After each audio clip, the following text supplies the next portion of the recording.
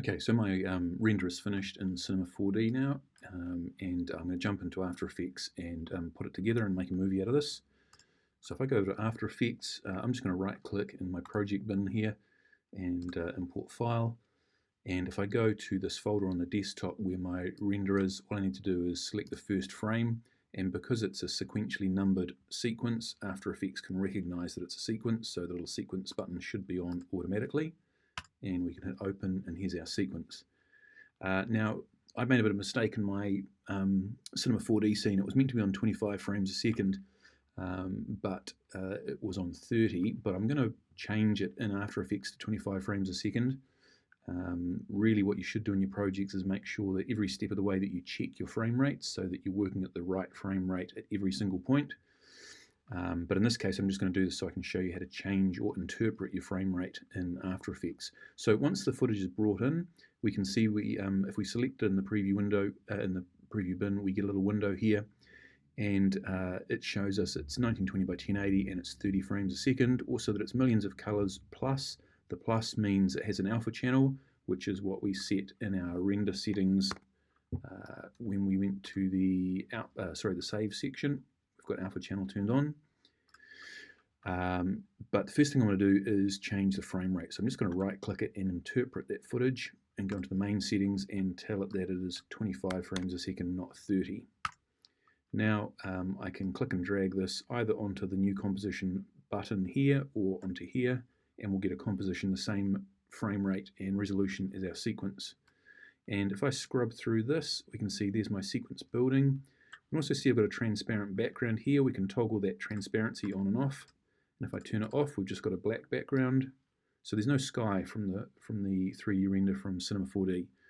So that's part of our alpha channel and how we interpret the footage. So at the moment, the footage is using this alpha channel. So if we want to, we could put a different background in there. So I've actually got a galaxy image that I downloaded earlier today. Let's just grab that and bring it in. And I can drop this in behind, and I'll just scale it down a little bit because it's quite large. So now if we wanted to, we can change the background. And this is the great thing about having the alpha channel turned on in Cinema 4D. If you do decide you want to change your background, you can do. In this case, I don't want to use something different. So again, I'm going to interpret this footage. So if I right click it, go to interpret footage in main, and these top settings here are how we deal with our alpha or our transparency settings. So if we don't want any alpha or transparent background, we can ignore that, and that brings back our sky from Cinema 4D. One of the great things I love about After Effects as well is if you're not entirely sure what's happening with your alpha channel, you can hit the guess button, which is pretty awesome. After Effects will usually pick your alpha channel. The pre-multiplied with black, this is what you use if you've rendered an alpha channel and the background is completely black. Our background from Cinema isn't black, it had the sky in it, so this is not the correct setting to use at this stage. A common thing to do in working in 3D is to have no background, and when you render it naturally just turns black, and if that's the case then you would want to use this setting. But because we've got a sky, if we did want to take it out, we'd use the straight alpha channel, but in this case I want to keep the sky, so I'll ignore it. So as I said, the important thing is if you have the alpha channel button ticked in Cinema 4D, you get all these options, and it's always worth doing that in case you change your mind with your compositing at some point.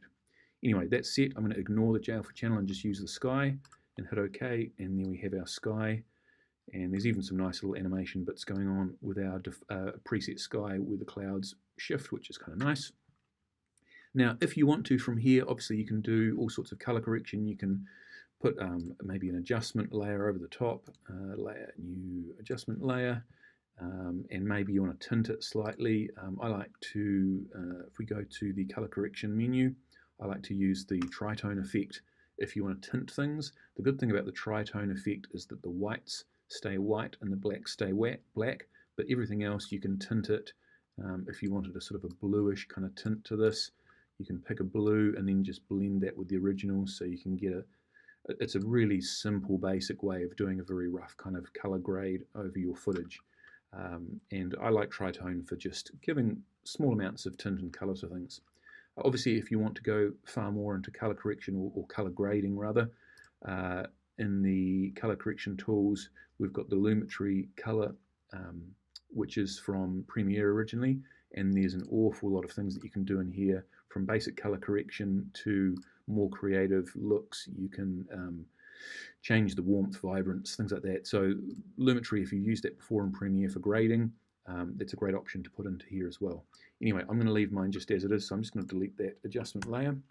And all I want to do is just make a movie out of this using Media Encoder. So I'm going to save this project file. Let's go save as, and let's just call this Lego. Now there's a couple of different ways of sending this composition to Media Encoder to make a movie. The simplest way is just to make sure that you've got your composition highlighted here, this window, and go to your composition menu and add it to the Media Encoder queue. And what should happen, and it takes a little bit of time because the link between the programs is a little slow, you should eventually see in Media Encoder your composition appear here, and you can set up the settings from there and render it. Now there is, I'm pretty sure it's a bug that I've come across quite regularly. If you send your composition from After Effects to Media Encoder, sometimes Media Encoder doesn't pick up all of your graphics layers, and sometimes you'll get a movie with missing footage and like a color bars sort of error in it. And I found that the way to get around that seems to fix that bug, and I'm assuming that this is actually going to turn up at some stage because I did click the add to Media Encoder button, but it hasn't turned up yet. And again, this is not uncommon with Media Encoder. But the more reliable way to get your After Effects compositions working is to go to your Finder. I'm using a Mac. I'm assuming you can do the same thing on Windows with Windows Explorer. If I go to my desktop and go to my Lego render, here's my project file that I've just made in After Effects. You can drag and drop that into Media Encoder, and then it will start to browse through your After Effects project, and it'll list any compositions that you have in your project. Now I only have the one composition, it's called Lego Render, so that should come up shortly. Again, this is not the fastest process, perhaps it's my old computer, I don't know, but I find that this is often fairly slow.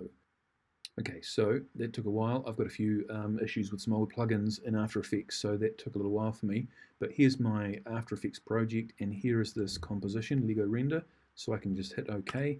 And what I've also noticed is that finally my my command here from Add to Media Encoder has finally kicked in as well. So I've actually ended up with 2 entries here, but let's just delete that first one. So anyway, as I said, generally the more reliable way is to grab your After Effects project and drag it into Media Encoder. Now I'm just going to make an H.264 movie, which is a pretty standard kind of digital file format. It's pretty common. It's what a lot of sites like YouTube and Vimeo and things have used. H.265 is the new version, which is becoming more common as well. I'm just sticking with a slightly older version at the moment. Some older computers have issues playing H.265. Anyway, so I'm just sticking with this one because I know it works. I've got some presets here. We've got match source high bitrate. What that means is that it will match the resolution and frame rate, and high bitrate means it will be a high quality. And then I've got output where I can click on this and just choose a folder where I will actually save this, and I'm just going to put it in the same folder I've been rendering to. So once that's all set up, we can hit this play button, which will start the render queue. It takes a few seconds for the link server to make all the connections, and then we should see a preview here. Because there's not much in this composition, there is literally just the render. The Galaxy I'm not actually using anymore. This render here should be very quick. Now we can see it running, and it's going through that pretty quickly. Again, I'm using an old laptop, so render times will vary a lot. And here's my movie. So there's my fully self-contained MP4 movie with my animation. Is my sky with its clouds. Excellent, that's all working. We're done.